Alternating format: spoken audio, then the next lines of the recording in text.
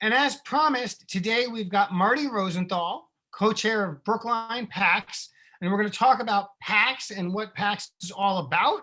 And of course, full disclosure, I am a board member of PAX, so I may pretend like I don't know some of these answers, but maybe I do. We'll find out. We'll see what Marty has to say. Marty, thanks for being on the show today. Thanks very much for having me on behalf of all the Brookline PAX Board of Directors. So let's get started. Tell us, what is this PAX thing all about?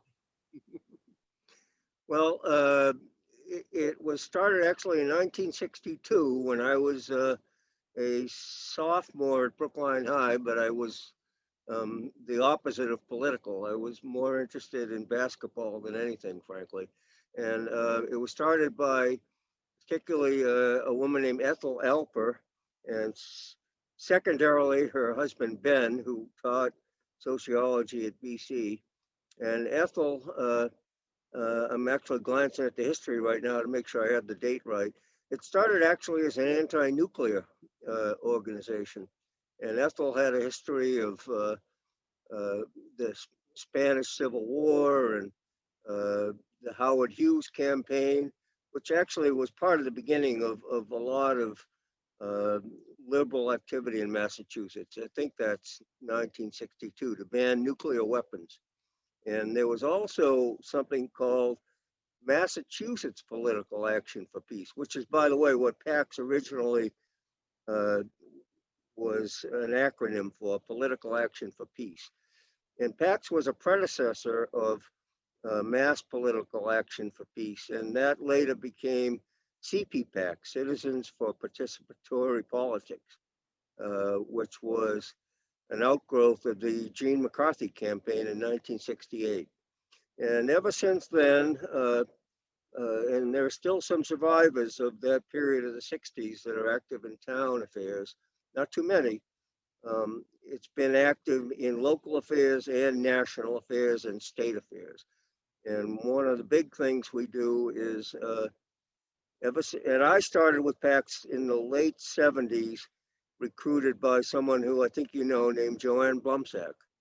It was in my neighborhood. I grew up and went to devotion school, KI, and lived in Abbotsford and Fuller, and she lived on Fuller. And I was involved in anti-development stuff with Herb Goodwin. I came back from law school in California and found Dexter Park plunked on the site of a beautiful old school and a beautiful ball field, a private school.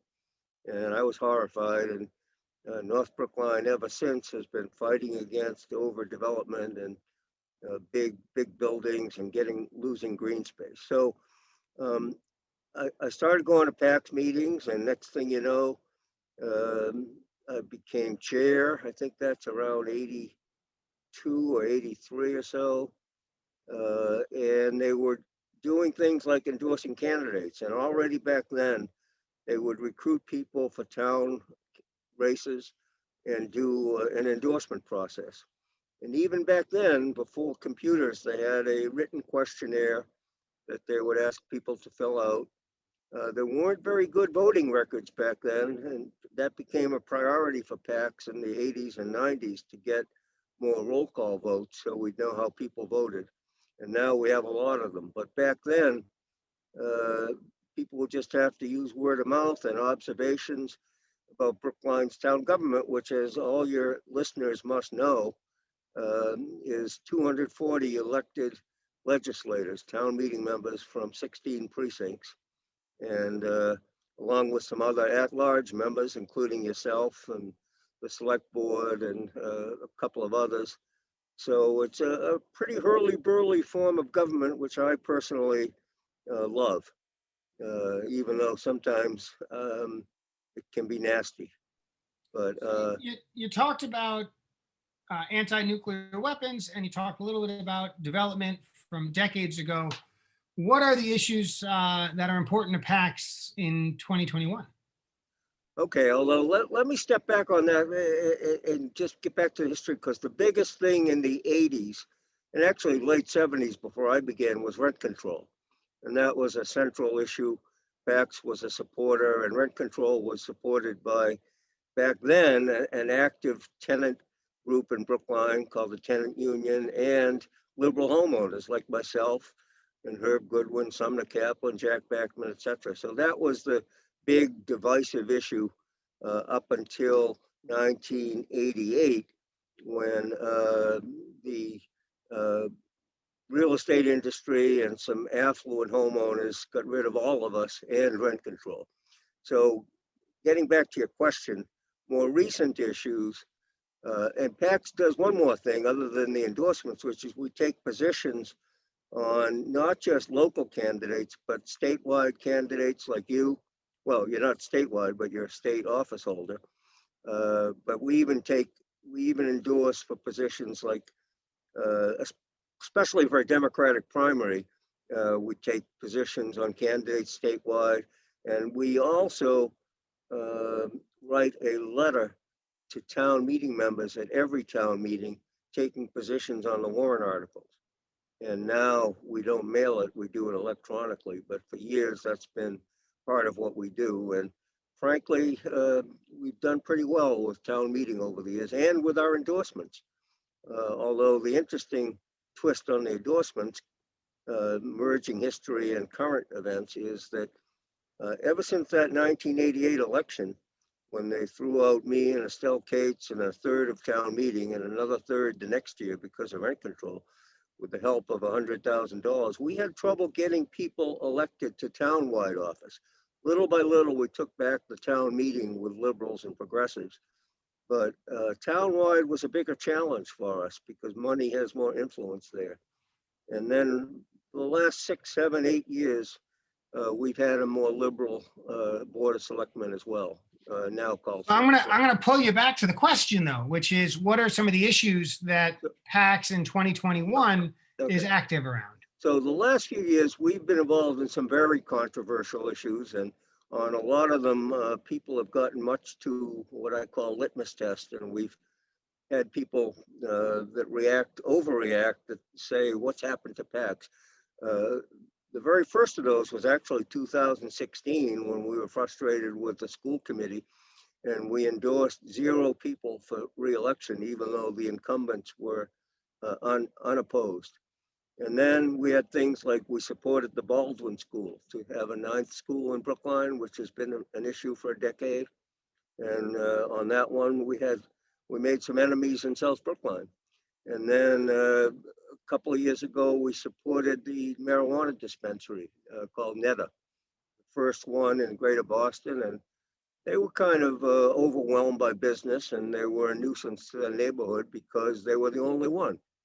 And some Brookline people, I think, overreacted to the fact that it was a temporary thing and that there were remedial measures that the town did do.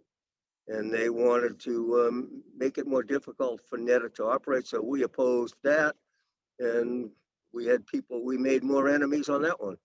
And then comes a lot of racial and police stuff. And that's been the hottest issue for the last year, ever since actually the George Floyd incident in Minneapolis. And that's been a fascinating lesson in politics in general.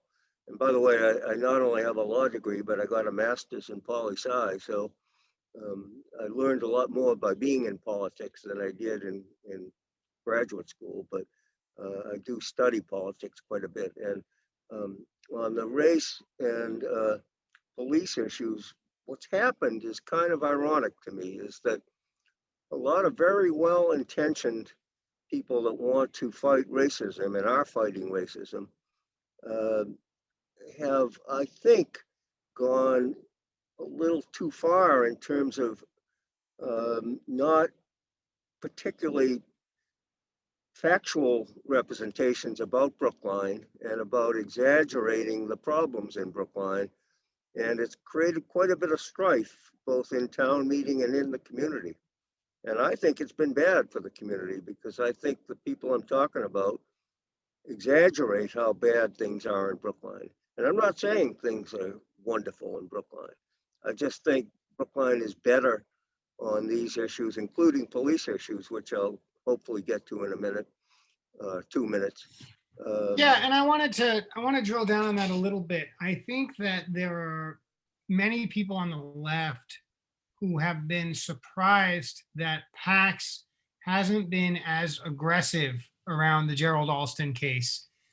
And my understanding is there's actually some good reasons for that, as they relate to Stanley Spiegel, as they relate to other folks involved in lawsuits. And I think it would be really helpful. We don't have time for the long form version, but to spend a few minutes explaining how PAX came to land where it has landed around the Gerald Alston case. Yeah, and I'm very eager to do that because I think it is widely misunderstood, as I believe the case is. But before I forget, in 10 seconds, I have to acknowledge Neil Gordon, who's the secretary for PAX, and without him, we'd be nothing. And he took over the Frank Farlow, who died much too young about 5 years ago. And Neil is only called secretary because that's to stay on the advisory committee. If he were co-chair, as Frank was, Sandy Gatsby would have asked him to not be on the advisory committee. So I thank Neil right here and now. So getting back to the question, the first thing is that PAX has a history the first couple of years of abstaining on the Alston case and staying out of it and telling town meeting members, trying to say why, although I don't think most of them cared or misunderstood or understood or listened. We have several people involved in the case. One defendant in the case is a longtime PAX board member, Stanley Spiegel, and I am his lawyer, along with two friends of mine of the law firm I share space with. So he was a defendant. He also is fighting for the town to get his legal fees paid, which I believe he's 100% entitled to. So we're in the middle between the plaintiff, Alston, and his lawyer, Ames, and then the town on the other hand. Plus, there are town defendants, two of them. One is currently a PAX board member, Nancy Heller, and another was a PAX chair, that was Jesse Mermel. So we felt we should just keep our mouths shut on the case because we had personal interests and it just didn't seem right. So the other problem was that once we finally decided we have to speak out, it was a most recent couple of town meeting votes to defund the Alston litigation. And we felt, and the PAX board felt, and everything we do is by a 60% vote of those present at a meeting, as you know. The PAX board felt that the attempt to say that town meeting mandates that this case cannot continue. It's a case in state court. There are two separate cases. The case against Stanley in federal court has been dismissed, and that was just affirmed in the First Circuit as being a frivolous lawsuit. And we're waiting the frivolous part is a separate decision, which we're waiting to get a decision that got $20,000 sanctions imposed on Mr. Ames. But the point is that the recent articles to end the litigation, we felt were an improper governmental intrusion by town meeting into litigation, and litigation is always discussed in executive session by the select board. So the town meeting members were not able to know what's going on in those cases, but they have what I will call a litmus test support for Mr. Alston. Now, one last thing on this, and I know I've gone on at too much length, is that nobody that I know, none of my friends, including myself and Stanley, agree at all with the initial instigation of the Alston case. Obviously, the voicemail was a horrible thing.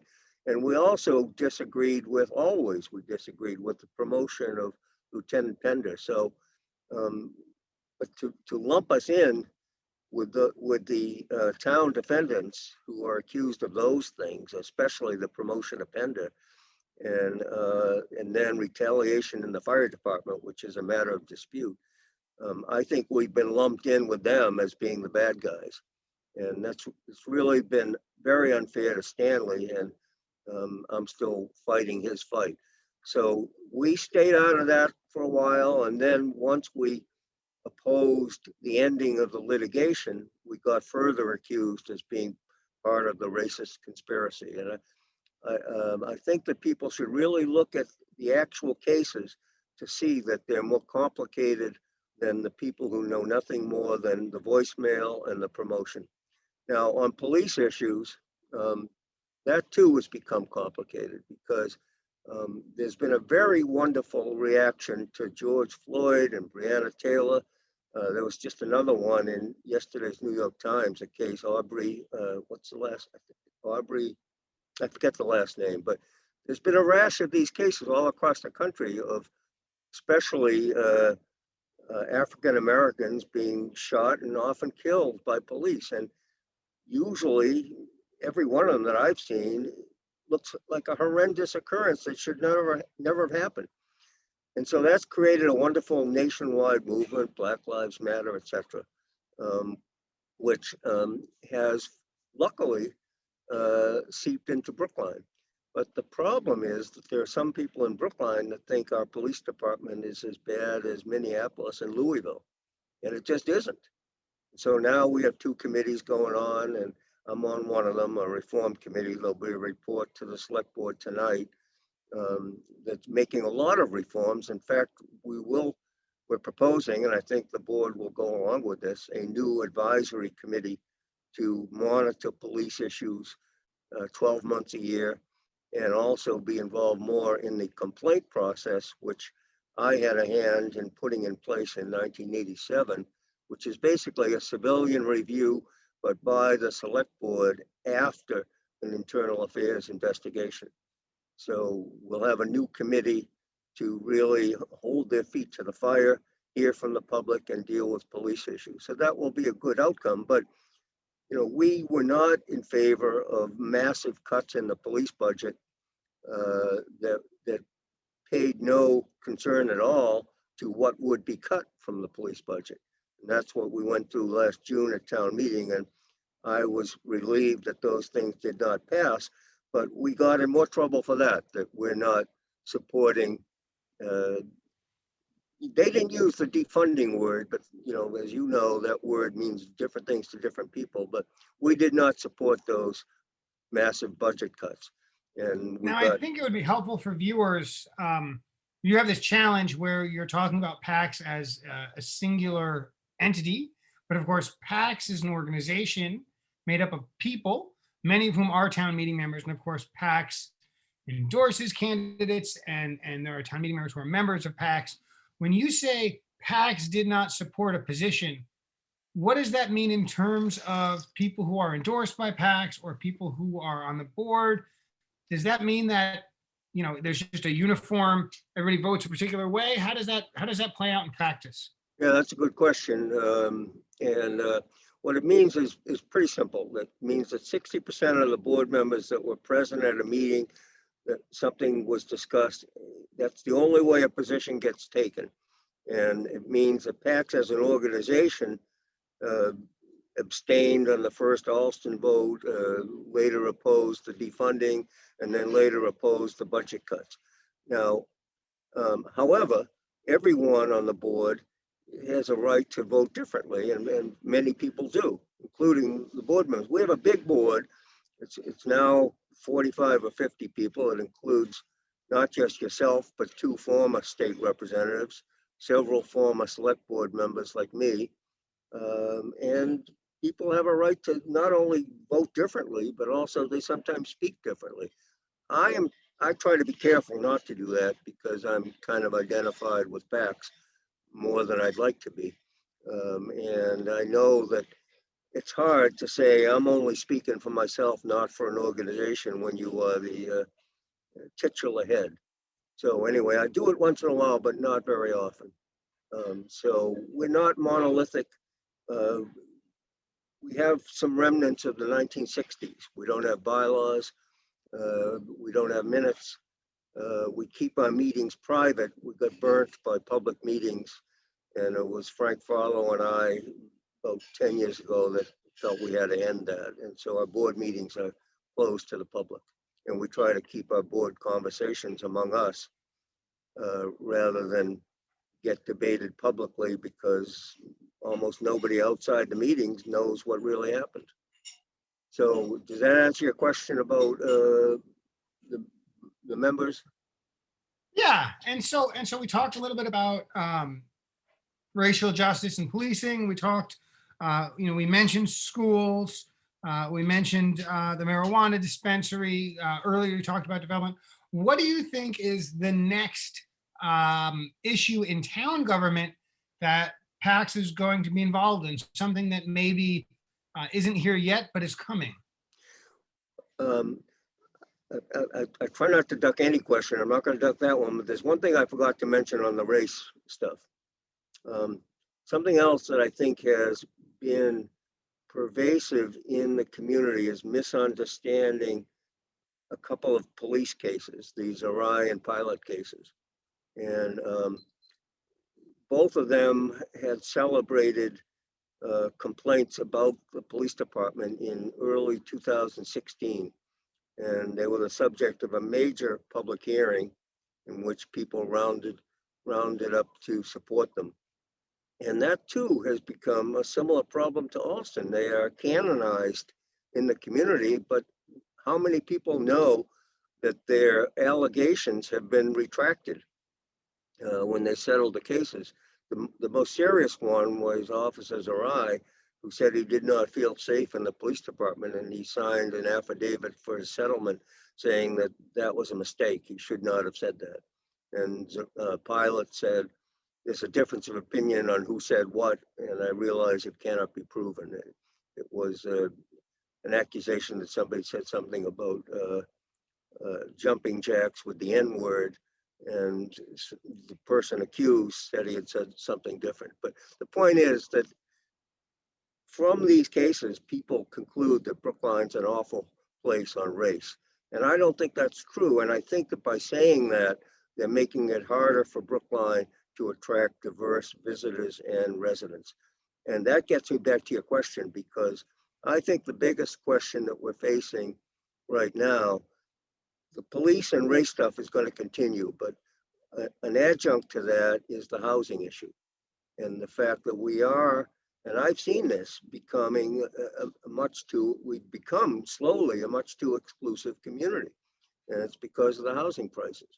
And, when I grew up here, we basically had very few people of color. We had Jews and Catholics and WASPs. And that was about it. I had two African Americans in my Brookline high class. And we're doing better now, but with the end of rent control, the town has become much too exclusive, and that's a big issue. And that's going to raise issues of zoning and development, which are tough issues in Brookline because we're a very dense community. The North Brookline area, I think, competes only with Somerville in terms of density in Massachusetts. That's right. Although if we start picking subdivisions of other communities, we can find subdivisions of other communities that are more dense than North Brookline. But this is a big subdivision of Brookline. It's probably 10 well, for sure. More right? than half. If you take Somerville and exclude the university space, for example, Somerville looks a lot denser, right? And North Brookline doesn't really have a lot of university space or any big parks or any bodies of water of substantial size. In any case, Marty, I really appreciate you coming on the show. You've been watching Brookline Interactive Group, TV on TV. We've been speaking with Marty Rosenthal, co-chair of Brookline PAX. And, as always, great show. We'll see you again next week. 20 more seconds? No, we're done, Marty. We gotta cut it. All I want is more civility and everyone to respect each other better. I think we're going to get there. I think we've all got to work at it, and I'm optimistic. Marty, thanks so much for being on the show. Thanks for having me, and thanks for all your good work.